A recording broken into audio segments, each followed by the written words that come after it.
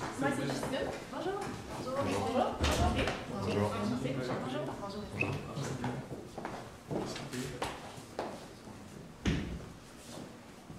Bonjour, bienvenue au code de comptabilité de gestion. Tout d'abord, j'aimerais juste rappeler au public de bien fermer leur téléphone cellulaire une fois que vous déranger les participants. Est-ce que vous voulez que je lise les règlements en français ou en anglais? En français, s'il vous plaît. En français. Bienvenue à l'annuel financier 2005. Avant de débuter, pourriez-vous me confirmer que vous êtes l'équipe H? Oui.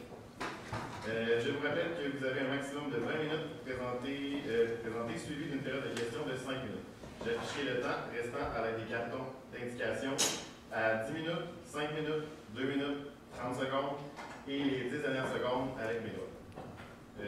Je vais commencer le chronomètre lorsque vous débuterez. Est-ce que c'est possible d'essayer avec quelqu'un avant de démarrer la présentation? Est-ce que c'est possible d'essayer avec quelqu'un avant de démarrer la situation? Oui, allez-y.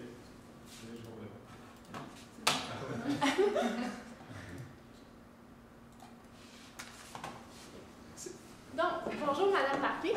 Suite à l'arrivée de mon équipe et moi-même, donc moi Justine Bonin, mon équipe Nicolas Hamel et Estelle Lavoie, vous nous avez demandé de présenter un rapport par rapport à différentes préoccupations au sein de l'entreprise de la société TAMP. Donc, on est ici pour vous présenter le résultat de ce rapport-là. Donc, le mandat aujourd'hui, c'était d'analyser la situation financière de la société TAMP et de formuler différentes recommandations par rapport à justement cette situation financière-là.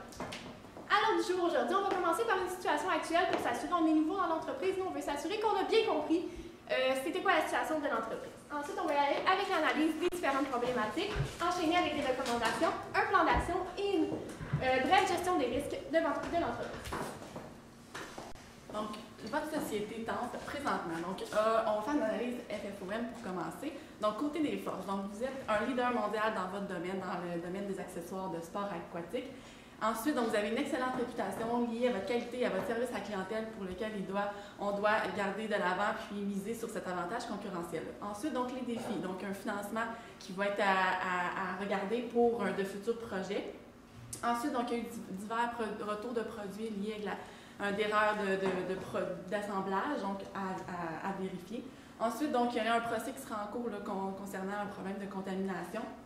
Ensuite, donc, la technologie d'assemblage qui amène aujourd'hui l'analyse des deux modèles, pourquoi qu'on est ici. Ensuite, donc, les opportunités, il y a un marché potentiel dans ce domaine-là présentement. Donc, il y a beaucoup de subventions, beaucoup d'intérêt par rapport à ces produits-là. Donc, il y a un marché qui est intéressant à aller de l'avant dans ce marché.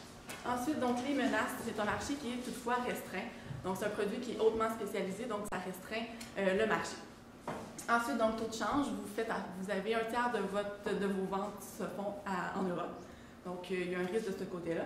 Et ensuite, donc, une innovation constante dans ce domaine-là, donc, qu'on doit rester à l'avant-plan dans ce domaine-là, puis toujours innover, c'est ce qui doit être mis de l'avant. Donc, les 5 points pour lesquels on va passer aujourd'hui, donc, la proposition des nouvelles unités d'assemblage, donc le modèle A et B qu'on va analyser. Ensuite, la rémunération, le problème de contamination, des suggestions concernant le conseil d'administration et un petit rappel sur le traitement comptable. Donc, si on commence d'abord avec les différents projets, les deux modèles de produits qui vous ont été proposés. Donc, on va commencer d'abord avec le choix des modèles. Donc, c'est pourquoi ça? C'est pour la révision des procédés liés à votre mocassin. Donc, pourquoi on doit produire un nouveau produit? C'est pour d'abord améliorer la qualité du produit et ensuite améliorer l'efficacité des opérations liées à ce produit-là. On vous propose deux modèles.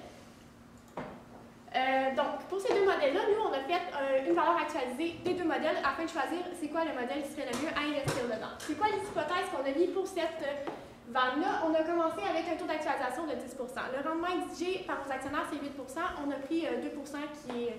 on a rajouté 2 % pour un taux de risque.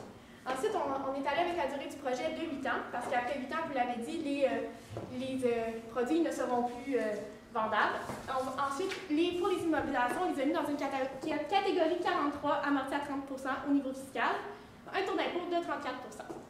Pour les différents projets, on a commencé pour le projet A avec un prix de vente de 550 $ comme mentionné suite à nos discussions. Et pour le projet B, un prix de vente de 615 $. Les unités vendues, on est allé avec 14 000 comme il était prévu dans les études de marché et un taux de croissance des ventes de 10 annuellement. C'est quoi le résultat de tout ça? On a une valeur actualisée nette pour le projet A de 8,3 millions et de 8,9 millions pour le projet B. Donc, on voit que le projet B est beaucoup plus rentable que le projet A et c'est pour ça qu'au niveau financier, ça serait mieux d'investir dans le projet B. C'est certain toutefois que la vente, on l'a supposé sur les unités de 14 000 qui ont été stipulées, mais toutefois, ça reste une hypothèse. On n'est pas certain concernant le nombre d'unités qui va être réellement vendues avec ce nouveau projet-là. C'est pour ça qu'on a fait une analyse de sensibilité concernant les unités.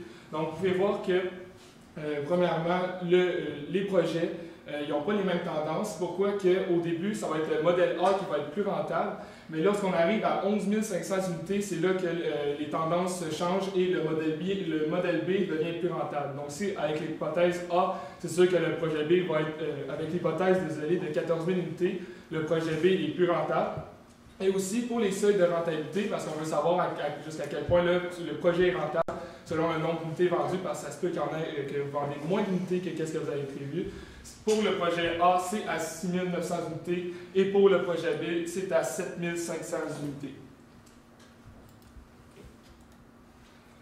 Aussi, vous avez mentionné un problème avec les liquidités. En effet, puisqu'il faut acheter les immobilisations au début pour le projet, puisqu'il y a énormément de nouvelles machineries à acheter pour les nouveaux projets, c'est sûr qu'il va y avoir des liquidités à devoir sortir. Il va y avoir une énorme sortie de fonds au début du projet pour ensuite avoir une certaine croissance puisque vous allez vendre vos unités et il va y avoir un certain profit à chaque année. Donc, vous pouvez voir qu'au début, qu'à la première année, il va y avoir des deux côtés, il va y avoir des sorties de fonds très importantes. Puis, à la quatrième année, pour les deux projets, les liquidités vont tomber dans le positif pour ensuite augmenter. C'est pourquoi on va vous présenter un projet de financement, puisque ce n'est pas possible sans le financement de pouvoir payer ces machines-là. Aussi, pour le qualitatif, c'est important de regarder du côté monétaire, mais aussi du côté plus qualitatif, comment est-ce que le projet est perçu. Il y a différents points à aborder. Premièrement, du côté du développement durable, c'est important de mentionner que le projet B est beaucoup plus intéressant puisque il est produit avec des produits qui sont recyclables et des produits qui sont plus écologiques comparativement au modèle A qui a un produit chimique qui est dur à recycler et qui doit être utilisé dans un environnement très précis puisque c'est dangereux autant pour l'humain que pour l'environnement. De ce côté-là, le modèle B est plus intéressant. Pour la qualité, le modèle B est encore plus intéressant puisque le produit utilisé ne fait que deux pièces, tandis que le modèle A fait 3 pièces, qui entraîne certains problèmes du côté de la qualité puisqu'il peut se briser plus vite et le modèle A peut aller à une pression qui est moins élevée que le modèle B, ce qui peut entraîner des fois des retours ou des problèmes plus rapidement. Aussi, du côté de la sécurité, ça revient un peu avec la qualité, puisque le modèle A ne peut pas aller à une pression qui est aussi élevée que le modèle B. Pour la sécurité des utilisateurs, le modèle A pourrait briser plus vite et les mettre dans une situation qui pourrait être plus dangereuse pour eux. Et finalement, pour la réparation, c'est sûr que du côté du modèle A, ça va être plus intéressant, puisque vu qu'il est en 3 pièces et démontable plus rapidement, il va pouvoir se réparer plus rapidement avec soit des techniciens de l'entreprise ou d'autres sortes de techniciens. Donc, pour cette raison, nous conseillons le modèle B. Ça vient aussi avec votre compétence concurrentielle qui est la qualité. On l'a mentionné dans le PowerPoint, la page précédente, que du côté de la qualité, le projet est plus intéressant. Du niveau de la sécurité aussi et du côté du développement durable, ce qui vient dans votre vision de l'entreprise. Donc, on vient de vous proposer le projet B. C'est bien beau tout ça, mais maintenant, il faut financer ce projet-là. Pour le financement, vous avez 2 options. Premièrement, par la dette ou par les capitaux propres avec l'émission d'actions privilégiées. Par la dette, le capital à financer, ça serait 13 millions dans les 2 cas. Par contre, pour le coût du financement, par la dette, on parle d'un taux d'intérêt de 8 tandis que pour les capitaux propres, c'est 20 des bénéfices qui sont liés au projet que vous devriez remettre aux actionnaires privilégiés, en ajoutant que pour les capitaux propres, les actionnaires privilégiés peuvent rappeler leur argent après 5 ans n'importe quand. Donc, c'est rachetable au gré des détenteurs. Donc, au niveau du coût du financement, on va commencer. Les intérêts, eux, ça vous reviendrait à 4,6 millions de dollars d'intérêts au bout des 8 années. Tandis que pour les capitaux propres, ça vous coûterait 8,9 millions de dollars avec les prévisions budgétaires que vous nous avez fournies. nous, ce qu'on vous propose, on vous propose bien évidemment le financement par la dette qui est beaucoup plus avantageux. Malgré le fait que oui, vous êtes habitué d'avoir vos projets d'habitude sont financés avec 25 de dette, 75 des capitaux propres.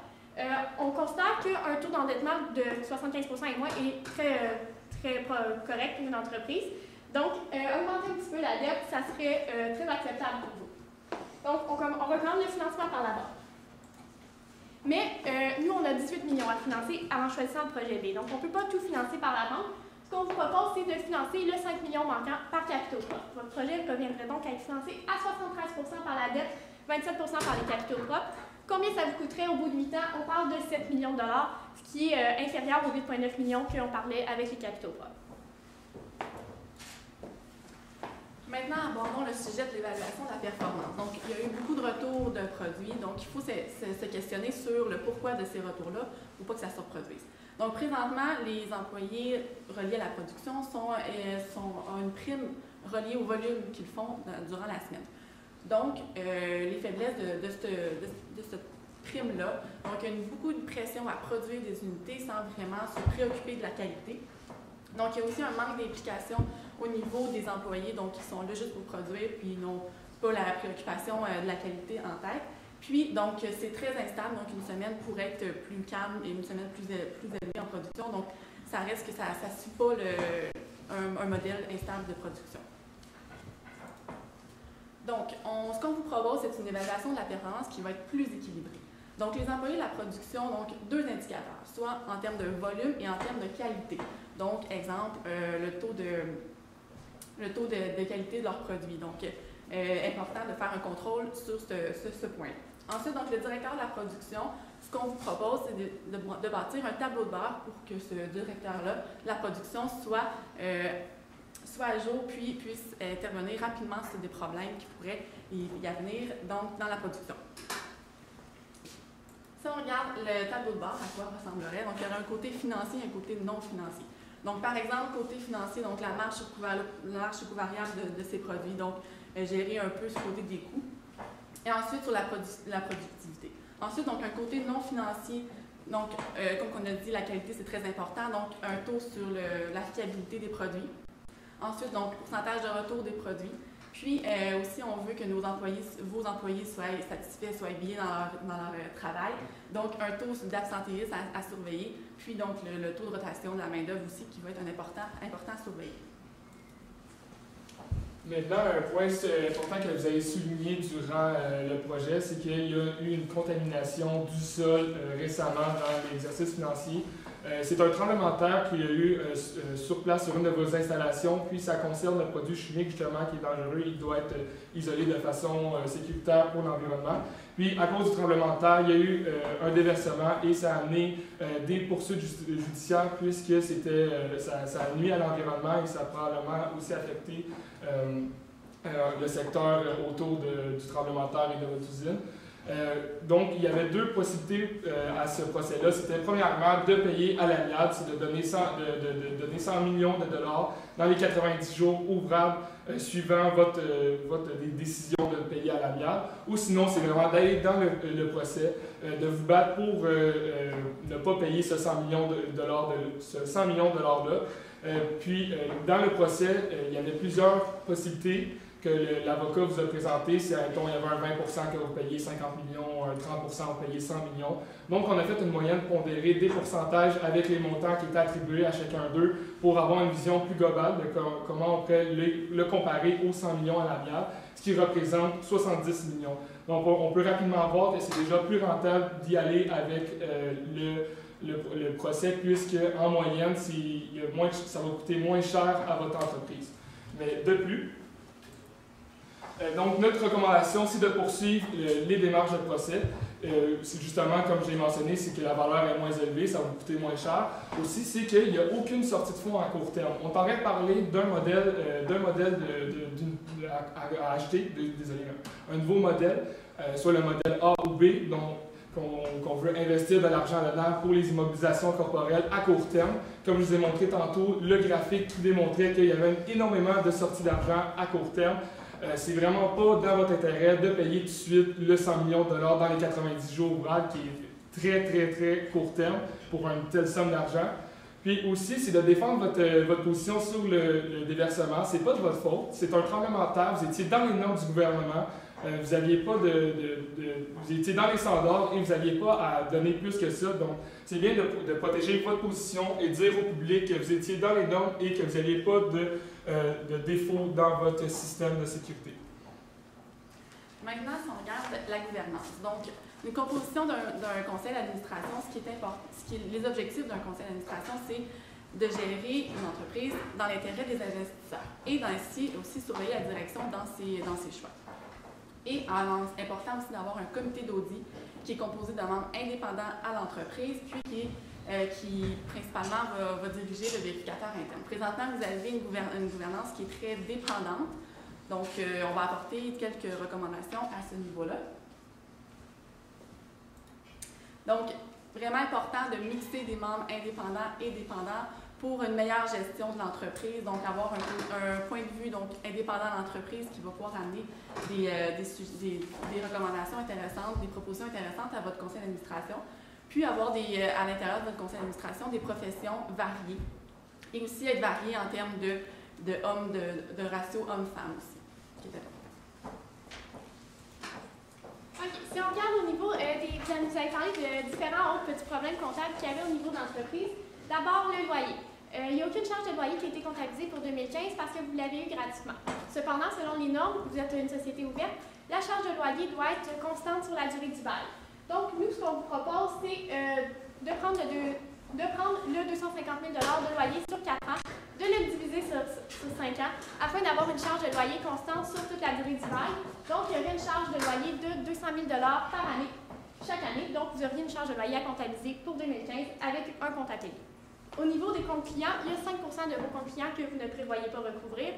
Ce qu'on vous propose, c'est vous devez prendre les provisionner, ces comptes clients-là. Ça va donc aller en diminution de votre actif. Pour le loyer, ça va diminuer un petit peu votre bénéfice pour 2015. Donc, pour les comptes clients, vous devez les provisionner. Donc, ça va être une écriture à faire pour aller diminuer la valeur de vos comptes clients. Le 5 justement que vous ne prévoyez pas recouvrir.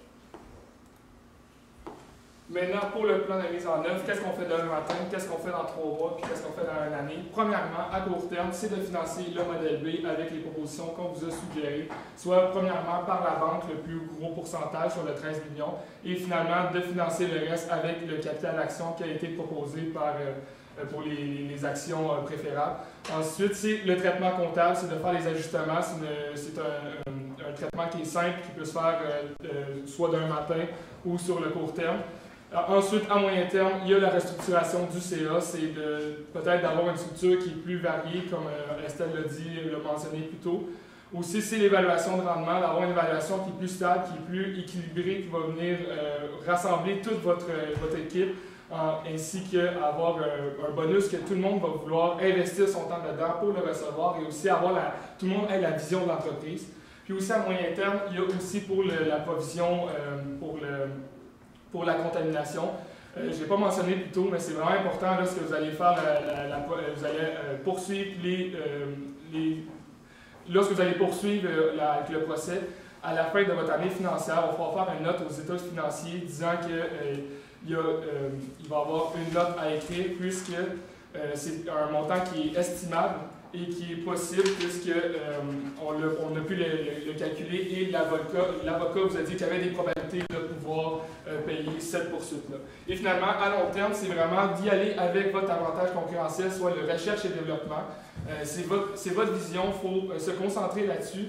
Donc, investir de l'argent chaque jour dans la recherche et développement pour garder votre standard plus élevé que le marché. Et aussi, c'est de développer le marché de recherche qui est structuré autour du R&D, puisque c'est un marché qui est en croissance, puis il y a des parts très intéressantes de ce côté-là, puisque votre marché en entier est assez limité, donc vous devez trouver toutes les possibilités possibles de vendre vos produits qui sont hyper spécialisés. Aussi, du côté des gestions de risque, premièrement, vous êtes sur le marché européen, soit au moins le tiers de vos ventes sont sur le marché européen. C'est important d'avoir quelque chose pour contrer le risque sur le taux de change, donc un contrat de change pour la devise européenne. Aussi, pour le marché limité, c'est d'y aller avec votre réputation et votre qualité, justement, comme je l'ai mentionné plus tôt. Et l'innovation constante, c'est d'y aller avec la recherche et le développement. Donc, votre avantage concurrentiel, qu'est-ce que c'est? C'est d'offrir un produit spécialisé de qualité en offrant un bon service à la clientèle. Pourquoi nos solutions, c'est les meilleures à ce niveau-là? Le modèle B, ça produit un produit de beaucoup meilleure qualité que le modèle A, en plus d'être meilleur sur le plan financier. Aussi, on a l'implication des employés. Donc, vos employés vont être de plus en plus impliqués avec le nouveau modèle d'évaluation du rendement dans la gestion de la qualité au sein de votre entreprise. Votre produit va être encore une fois de meilleure qualité. C'est bon aussi pour le développement durable, l'implication des employés dans l'entreprise. Pour conclure, donc, qu'est-ce qu'on vous propose? Nous, on vous propose d'investir dans le modèle B, d'établir un tableau de bord avec une évaluation de rendement basée sur le quantitatif et le qualitatif pour les employés, des indicateurs financiers et non financiers, et de modifier la composition du CA. Pourquoi ces solutions-là, c'est les meilleures? D'abord, le modèle B, c'est le meilleur sur le plan financier. Au niveau de l'environnement, on l'a vu, le modèle B il est beaucoup plus avantageux que le modèle A. Et finalement, avec le nouveau tableau de bord, vous allez beaucoup plus impliquer vos employés dans l'entreprise, donc ça va être meilleur pour conserver votre avantage concurrentiel et pour le développement durable. Est-ce que vous avez des questions?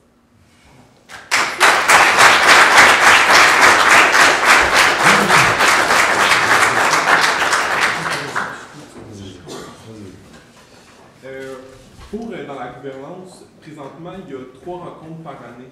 Est-ce que c'est suffisant pour cette entreprise-là? Les rencontres du conseil d'administration, je pense. C'est important de le mentionner. Justement, 3 rencontres par année, c'est pas suffisant puisque généralement, c'est des budgets qui sont faits à chaque mois. Donc, peut-être se rassembler plus souvent, soit au moins sur une base mensuelle, pour discuter justement des avancements comparés au budget, de discuter justement des problèmes qu'il y a eu, comme mettons, la contamination. Il faut que ça se fasse plus souvent. Donc, ça serait au moins une fois par mois. Merci de le mentionner. OK, parfait. Pour se préparer à ces rencontres-là, actuellement, les participants du conseil d'administration ils ont 1 semaine. Est-ce que c'est suffisant? On parle ici d'un changement de la composition du CA. Donc, en ce moment, le conseil d'administration est composé entièrement de membres qui sont au courant de la gestion d'entreprise. Donc, on s'entend qu'une semaine, c'est raisonnable considérant la composition actuelle. Là, on propose un changement complet de la composition du CA, étant donné qu'on veut qu'il soit indépendant puis dans l'intérêt des actionnaires. Donc oui, il y aurait besoin de plus d'1 semaine pour analyser les diverses données liées à l'entreprise, étant donné qu'ils ne travaillent pas directement dedans. Une autre question. Vous avez fait le tableau comparatif du modèle A, modèle B, dans lequel vous parliez de la qualité, de la sécurité, de la réparation, du développement durable.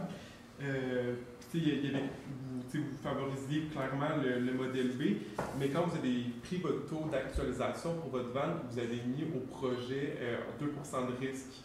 Est-ce que vous trouvez que c'est le même risque que ce soit le modèle A, modèle B, même si vous avez vu tous ces avantages-là pour le modèle B? Du côté justement du risque, on ne s'est pas trop aventuré pour le pourcentage de risque, on est juste allé avec le pourcentage sans risque, le taux sans risque, mais non, on n'a pas évalué pour les différents risques si ça pourrait influencer. Okay. Avez-vous noté le montant des ventes totales de l'année pour l'entreprise? Pour le nouveau projet? Pour les ventes totales de l'entreprise annuelles, les ventes mondiales, comme c'est indiqué dans le cas, est-ce que vous avez noté le chiffre? Vous vous souvenez du chiffre? Non, on a seulement le montant lié au nouveau projet. Okay. C'est 40 millions de ventes. Okay, c'était la première page du cas. Puis le procès, c'était combien le montant du procès? 100 millions. Est-ce que vous pensez que la note est suffisante à ce moment-là? Ou est-ce qu'il ne faudrait pas penser à un autre principe comptable important? C'est que le montant n'est pas complètement estimable étant donné qu'on n'est pas sûr du montant qu'on va avoir à recouvrir. C'est pour ça qu'on proposait de le présenter sous forme de note. Tandis que si on avait opté pour l'autre option qui est à 100 millions, on est sûr du montant, c'est là qu'on aurait pu comptabiliser un passif éventuel. Okay. Je me demandais, vous voulez évaluer la performance, là, pas seulement sur le volume de production, mais aussi sur la qualité. Mais de quelle façon vous allez pouvoir justement évaluer la qualité? Pour la qualité, c'est sûr que bon, ça peut être à revoir, mais on voyait dans le sens des produits, donc il doit y avoir un contrôle de qualité qui se fait, donc un taux de réussite des produits, donc les gens qui sont à la production, donc d'être motivés à produire des bons produits, pas nécessairement les produire rapidement, mais des bons produits pour qu'ils passent un bon taux au contrôle de la qualité. Si je peux ajouter aussi, puisque les produits sont passés et il manquait une pièce dedans, peut-être qu'il y a une certaine différence du côté du contrôle qualité. Ça serait peut-être aussi d'investir un peu dans le contrôle qualité pour s'assurer qu'on puisse bien évaluer la qualité des produits et ensuite, pour l'évaluation, pouvoir donner des bons pourcentages. Quel indicateur de non financier pourrait être utilisé pour justement gérer la qualité du produit? Vous en avez utilisé beaucoup des indicateurs non financiers. Puis quel indicateur financier pourrait être utilisé, mettons, pour la prime des employés par rapport à la qualité du produit? On pourrait y aller avec les retours sur garantie, donc ce qu'on a comptabilisé à l'état des résultats comme retour. Parfait. Merci. Vous avez mentionné aussi, par rapport à la poursuite, donc par rapport à l'image qui pourrait être un peu vernie, vous avez écrit défendre notre position par rapport à l'accident. Vous demandez de quelle façon vous pensez que ce message-là va pouvoir se rendre à vos clients ou à vos actionnaires. Est-ce que c'est possible de répéter la question juste pour être sûr? Je voulais savoir de quels moyens vous allez prendre pour que le message se rende aux clients. Là. Vous dites juste défendre la position par rapport à l'accident. De quelle façon le message va être passé? C'est une excellente question. C'est sûr que premièrement, juste par le procès lui-même, ça va faire un peu de publicité, ben, pas de la publicité, mais ça va s'entendre parler. Mais aussi, justement, ça serait une bonne idée de pouvoir le distribuer aux clients, de donner de l'information, soit par des moyens comme mettons, le contact avec les clients, puis discuter à partir des vendeurs, tout ça, toutes les façons possibles de le dire aux clients que justement vous êtes en processus et vous allez peut-être pouvoir vous en sortir sans payer. Fin de la période de questions. Merci.